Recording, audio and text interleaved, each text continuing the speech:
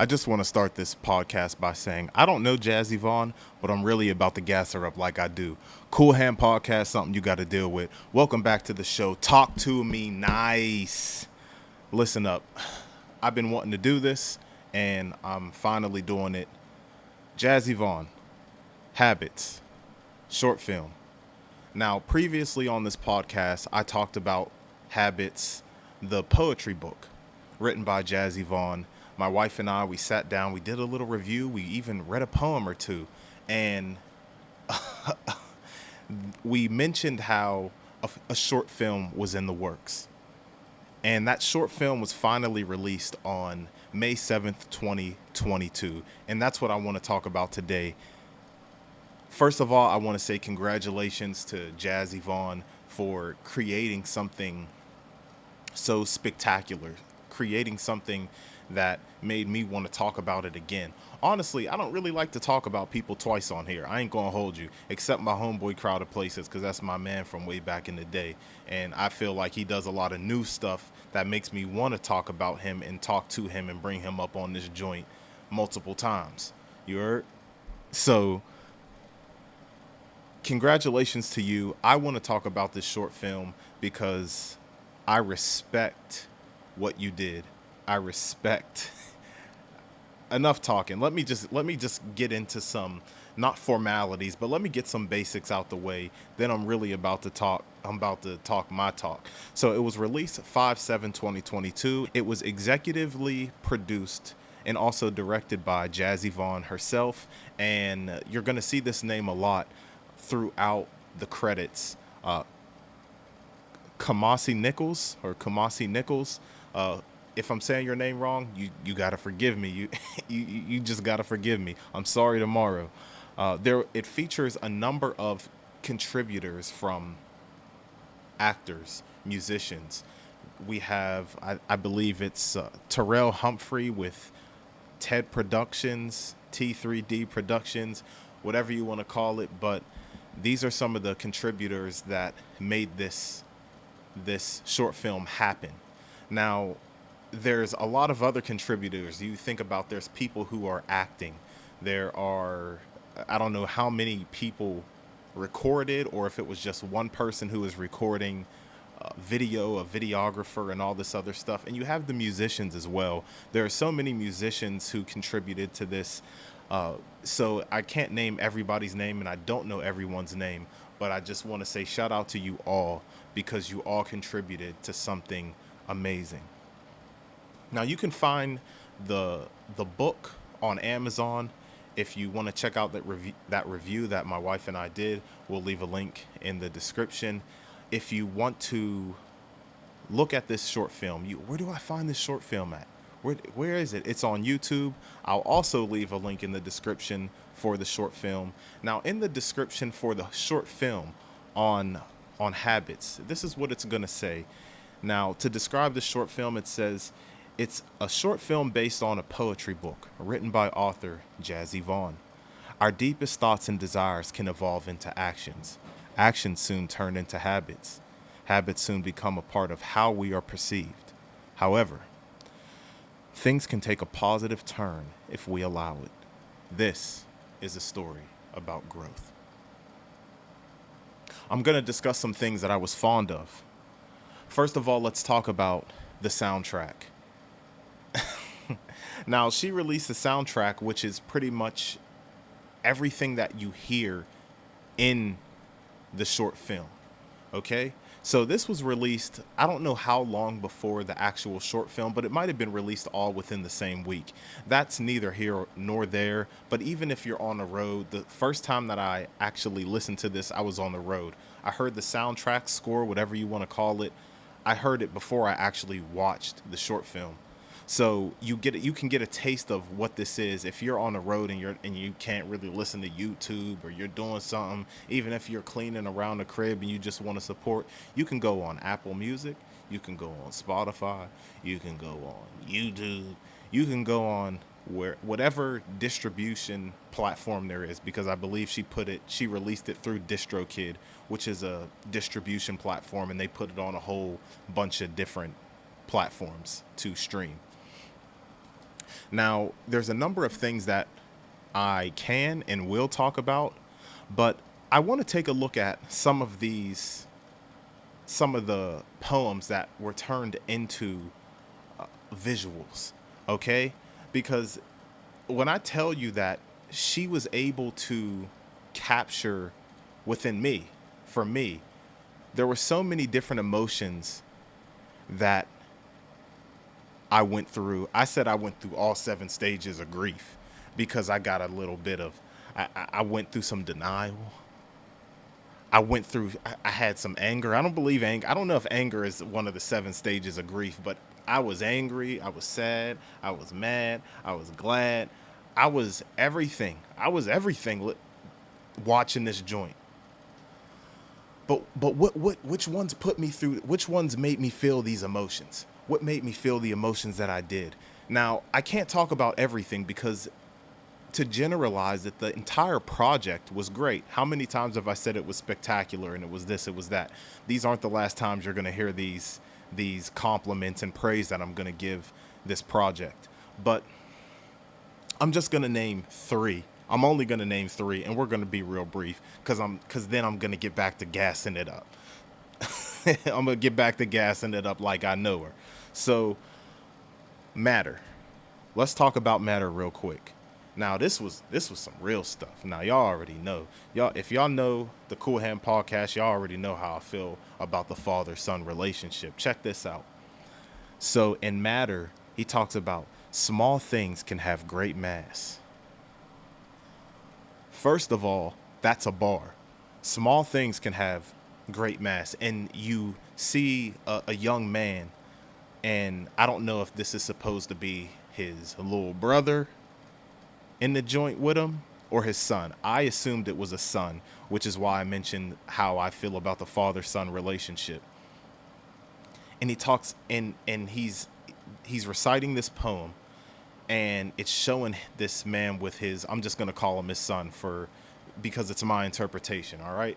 So his son, and he's with him at the park, and he's spending time with him, and they was in the bathroom. I don't know if he was helping the boy get ready or the boy was in the bathroom while he was getting ready. I can't remember right now, but what it made me think of was there are more things to live for. I heard people say, like, I shout out to my man Phil. I worked with a dude named Phil, and he talked about how his daughter changed his life. His daughter made him move different. He was moving a certain way before he had a daughter. Then that daughter brought something to him that I can't tell you what it was because I ain't no dad. But there's something about children that make people look at life in a different way. I guess it's the fact that they have more to live for. So you can look at this child, you can look at this mini version of yourself and say, you are my heart, you are my seed, I love you, and I'm not going to give up because I am accountable for more than myself. I have this little person that counts on me. I have this little one who counts on me. And to see him interacting with this little young boy, whether it's his son, nephew, he could have been babysitting for all that, whatever. But I believe it. In my eyes, it looked like a father and son. So that's the thing. So it extracted. Y'all already know how I feel about the father and son relationship. It was able to extract that, and then even just everything that I said, how something so small can mean something so big. Even though it's a person, it's an individual. It is a tiny individual. You know, children are small. Children are tiny. Children are ignorant, playful, have these little innocent eyes, and it is what it is. So that was one of the ones that I wanted to bring out that I appreciated. So shout out to the dude, shout out to the young man who did this, shout out to the cameraman. Number 2. Now I'm really about to get mad. Invested. This is where that anger comes in. Let me tell y'all about Invested. First of all, if I got to tell you about Invested, you got the game confused. Turn this off right now. The link is in the description. Go watch Habits, the short film. Just save yourself some time, and then come back. Then hear what I got to say about Invested. let me read my notes. Let me read my notes to keep it professional first. Then I'll maybe give some raw thoughts, all right? So, invested. This portrays an online relationship, what I interpreted as an online friendship, relationship, something of the sort. Now, in this portrayal, there are two screens. They are not split screens, but there's two screens portraying what this young woman is doing and what this young man is doing. And it also shows them their communication through the phone, whether it's Instagram. They might have had each other's numbers, so they were texting back and forth. And so the woman, now, first of all, shout out to her afro. Now, she came out here with a mean fro. So my afro rocking sister is living her life, hitting up my boy on some photography stuff. He's like doing some photography stuff with his other man. So they're doing stuff. And eventually, to cut this, to get straight to the point, eventually that relationship fades. That relationship fizzles. And the young man, he's talking to his homeboy. These cats is eating ice cream. How wholesome. How wholesome. To they're eating ice cream after they did their little photo shoot thing. And the guy deletes my afro sister's number. Deleted the message from the gram. Now, those two boxes now turn into one box after he cuts off that communication, what these young kids like to call ghosted her. So there's a blank screen, and there's still this other screen of my sister who's still expecting a reply from this young man. And you can slowly see her progress into disappointment. Have you been there before? Have you been there before? Now, I felt sad. I felt maybe a little bit embarrassed for her. Because we had an outside view of things, and she's in the moment waiting for this text back, this call back, anything, any type of heads up that he's still alive, that he's still interested in her. All the while, his screen went blank. His screen is no longer there. Maybe he lost his interest. Maybe the homeboy that he was talking to was saying, you got to play the field. Don't get attached. You're young. Live your life. But what he failed to see was what we see. You get to experience or see someone experience what they're going through when they got just left in the dust, ghosted. And I felt bad for this, for my afro sister. Now, something that she said in this poem was, I'm too invested. So could this have been a matter of they were just chopping it up on some cool stuff, and maybe it wasn't what she thought it was? I don't know. When you throw in that I'm too invested thing, who knows? But that made me, when I saw her, now I have a soft spot for people. I've done things for people that kind of get on my nerves just because I feel bad for them.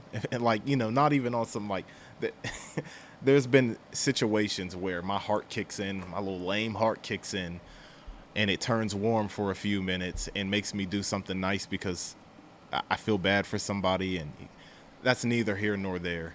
But I felt bad for her, dog. I'm telling you, on everything, I felt bad. I wanted to hit dude upside the head through the camera, through the computer screen. I wanted, yo, why you going? Like, what part of the game is this? You gonna do that to her, cuz? So, and that's in that how I feel, I think speaks to the amount of effort, the acting that these people display. Now, these people's names are in the credits. I don't have their names. I didn't write them down. I apologize. But shout out to the people who did this. Shout out to Jaz Evon. Shout out to everybody who's involved, because like I say, you guys really did y'all thing with that.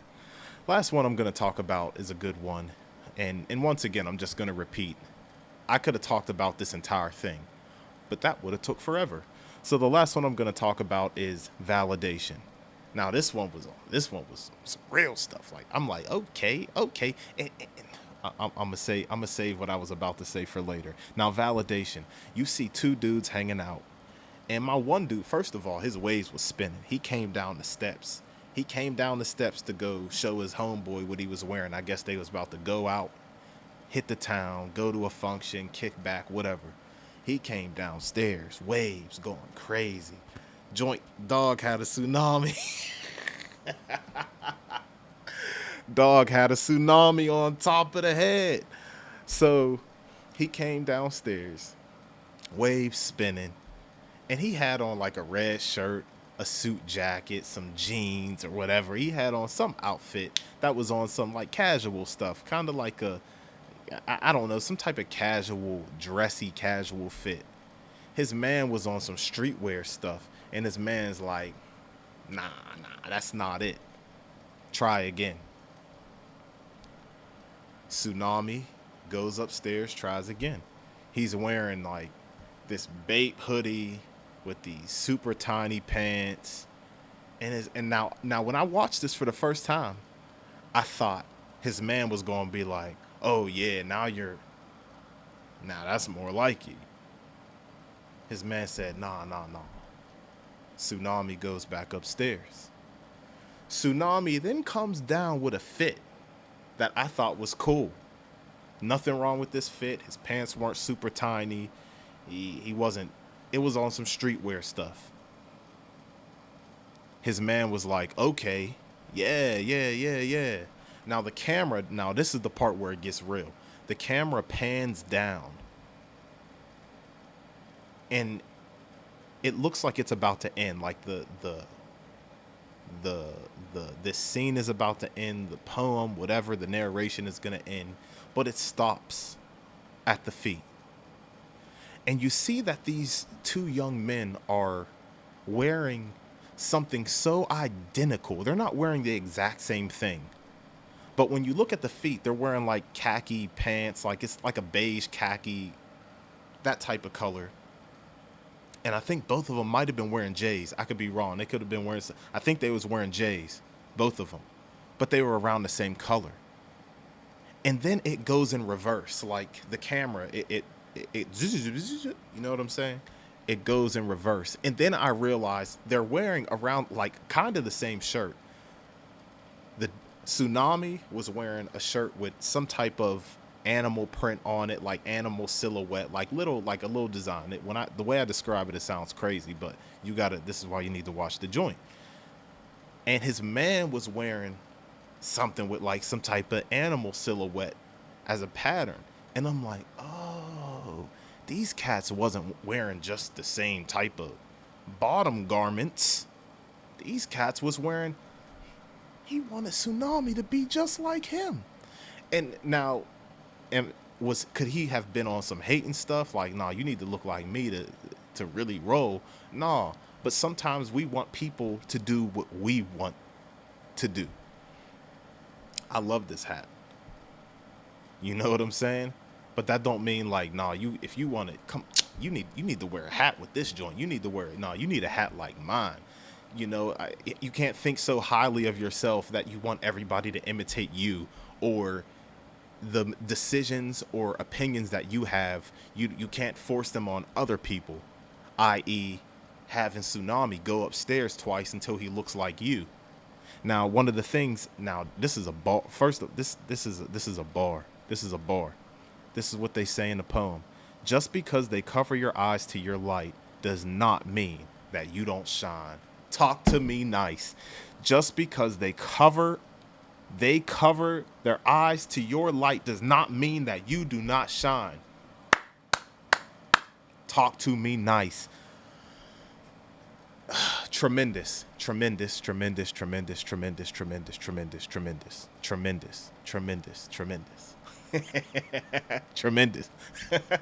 So those are the three things that I wanted to point out. The three example poems. So if you still are so stubborn and you still never listened or watched The Habits short film by now, and you're that hard headed that you done sat through this and watched me and listened to me describe how fire this is, and you still ain't seen it for the first time, I'm ashamed of you. You should be ashamed of yourself. I'm clowning, but now back to reality. Back on some real stuff. I really want to go into the coordination of this. I know that this took a lot of time, effort, and money. A lot of coordination, a lot of DMs, a lot of phone calls. Did I mention money? Let me tell you something. I don't know how much. Let me rephrase. I have an interview with Lance who does Love Determines Values, and he does photography for a living now. Now he talked about what's included in his price, and I asked him to break down why like photographers are so expensive, right? Just for people to understand what they're paying for. They're You're paying for somebody's time. You're paying for them using their equipment. You're paying for them using their SD cards for their editing. I'm gonna tell you something. My little interviews and stuff like that, they come few and far between because I work by myself. I'm a rookie, and I don't have all the time in the world. So I know firsthand now that I'm in this game how much this stuff costs, and it's not cheap. So just to have somebody film this joint, just to have somebody edit this joint. I don't know what part Terrell Humphrey TD Productions or T3D Productions did, like everything that they did, but I'm gonna tell you something, yo. Stuff costs money. Stuff costs money. So that's just one thing. You have to really be determined to see a project like this through. You had so many people in this. You had so many different settings. You had so many different creative ways that this was edited. Who knows how many takes went into this? Who knows how many mess ups and how much time this took? This had to take a lot of time. This had to take a lot of time. Setting up the right scene. This took confidence. What do I mean by that? What do I mean by confidence? I'm going to tell you something, bro. I don't like going outside with a camera. First of all, I look like a mark. I look like a victim walking outside with a camera. I don't like drawing too much attention to myself out in public. I'm just telling the truth. So, like, if I see somebody walking outside with a camera, filming themselves and doing it, I'm like, yo, take that goofy stuff somewhere. That's just how I feel.